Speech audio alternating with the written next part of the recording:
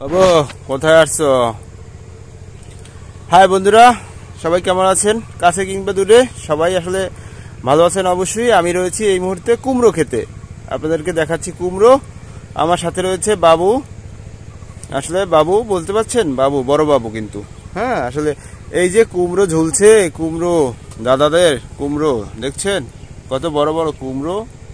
আসলে এই কুমড়োগুলো হচ্ছে ব্ল্যাক স্টোন জাতের কুমড়ো। আপনাদেরকে দেখাচ্ছি আসলে কি পরিমাণ কুমড়ো হয়ে ঝুলে আছে দেখেন। আসলে মানুষ খেতে পারছে না, পাখিতেও খাচ্ছে প্রচুর পরিমাণে। পাখি আসলে এগুলোকে নষ্ট করছে।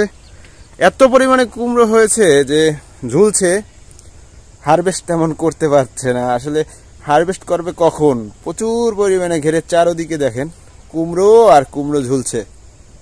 এগুলো আসলে ব্ল্যাক স্টোন জাতের কুমড়ো। আসলে বেশ ভালো ফলন হয় এই কুমড়োগুলো। আপনারা দেখতে পাচ্ছেন যে আসলে প্রচুর পরিমাণে ফলন হয়েছে। যাই হোক, আমি এই মুহূর্তে রয়েছি আসলে বরিশাল জেলার বাবুগঞ্জ উপজেলার বাইলাখালী গ্রামে। আমি এসেছি কৃষক আবু বক্কর সিদ্দিক সুমনের কৃষি খামারে। এখানে আমরা সবুজ কৃষি যে প্রতিবেদনগুলো করাই কৃষি নিয়ে, সেই কৃষির প্রতিবেদনের জন্য এসেছি, আপনাদেরকে দেখানোর চেষ্টা করছি। সেই সাথে সাথে আমার এই ব্লকে দেখতে পাচ্ছেন যে আসলে কুমড়োগুলো বেশ সাইজি এবং প্রতিটি কুমড়ো আসলে এখানে 2 থেকে 3 কেজি ওজনের, বেশ একটা বড় না, আসলে ফ্যামিলি সাইজ বলে এই কুমড়োগুলো। বেশি বড় হচ্ছে না। আসলে এই সাইজের কুমড়োগুলো আসলে এখানে তিনি লাগিয়েছেন। মানে গত 4 মাস আগে এই গাছের পুরো পরিপক্কভাবে এই ফলনগুলো এসেছে। আসলে 3 মাসের পর থেকেই এই গাছে আসলে কুমড়ো হারভেস্ট করা শুরু করেছেন তিনি। সেই থেকে এখন পর্যন্ত তিনি এই গাছের বয়স 5.5 মাস। সেই 5.5 মাসে তিনি ইতিমধ্যে কয়েক মন কুমড়ো বিক্রি করেছেন এবং এই কুমড়ো বিক্রি করে তিনি ইতিমধ্যে তার যে খরচ সেটি তুলে ফেলেছেন। আপনারা এখনো দেখতে পাচ্ছেন যে কি পরিমাণ কুমড়ো ঝুলছে। সেই কুমড়োগুলো আসলে এখনো যা আছে তার লাভ থেকে অনেক তিনি লাভবান হবে বলে আমরা জানতে পেরেছি।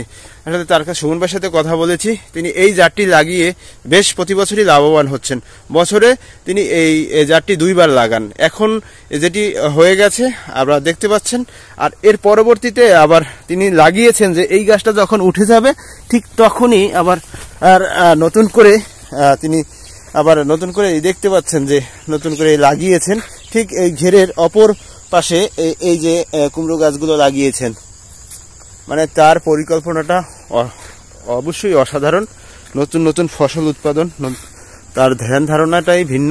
আসলে আপনি দেখতে পাচ্ছেন যে আসলে এই পেঁপে পুরো ঘেরটি ধরেই আসলে পার ধরে পেঁপে গাছ রয়েছে। সেই পেঁপের ফলনও প্রায় শেষ হয়ে এসেছে।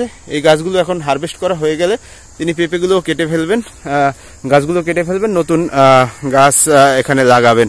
দেখতে পাচ্ছেন যে এখনো কি পরিমাণে শেষ। এই গাছগুলোর বয়স প্রায় 8 মাস হয়ে গেছে, যার পরও এখনো গাছগুলোতে কি পরিমাণে পেঁপে রয়েছে আপনারা দেখতে পাচ্ছেন।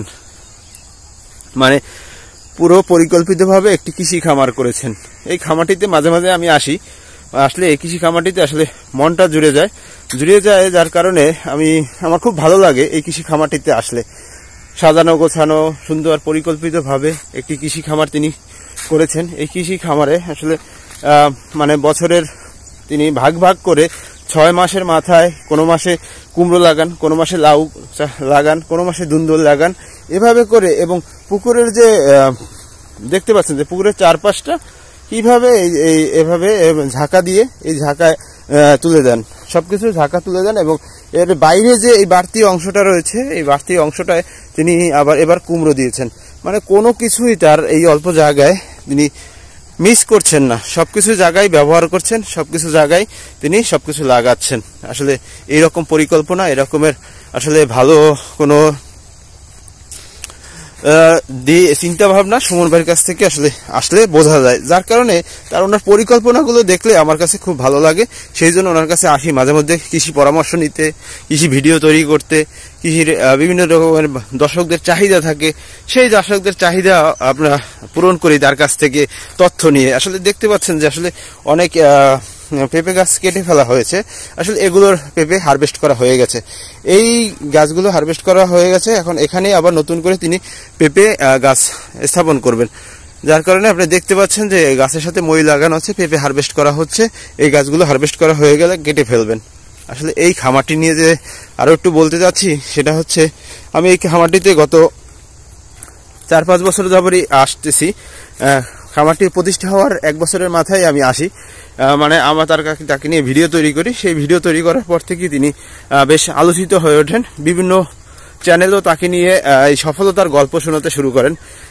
আবু বকর সিদ্দিক সুমনের কৃষি খামার সফলতার গল্প বিভিন্ন চ্যানেলে প্রকাশ পায়। সেই থেকে সুমন ভাই আসলে আমাকে তার যাবতীয় যে তথ্যগুলো দিয়ে যাচ্ছেন, তার কৃষি খামার তৈরির যে পরিকল্পনাগুলো কিভাবে তৈরি করছেন সেগুলো বলছেন, এবং এই কৃষি খামার তৈরিতে তার কি কি সফলতা আছে, ব্যর্থতা আছে সেগুলো জানাচ্ছেন। এবং তিনি যে দীর্ঘদিন বিদেশে ছিলেন, সেই বিদেশ থেকে এসে এখানে এই একটি কৃষি খামার করেছেন, এটি আসলে তার কাছ থেকে আমি জানতে পারছি আসলে কিভাবে তিনি এইভাবে শুরু করেছেন, কিভাবে কি করেছেন। এই যে এটি পরিকল্পনা, আসলে নতুন নতুন আসলে কৃষক বলেন আর উদ্যোক্তা বলেন, তারা আসলে খুঁজে পায় না যে কি করবে। আসলে প্রতিনিয়ত আসলে মানুষ গ্রামে ঘুরছে, শহরে ঘুরছে, কর্মসংস্থানের অভাব। আসলে কৃষি খামার করে কিছু করা যায়, সুমন ভাই এর একটু উদাহরণ।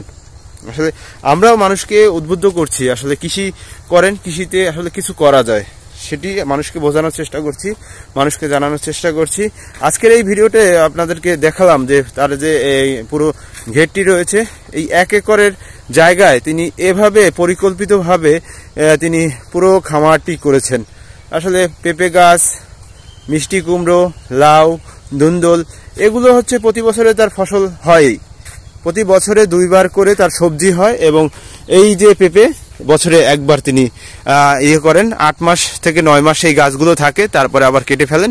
কেটে ফেলার পরে আবার নতুন করে গাছগুলো লাগান।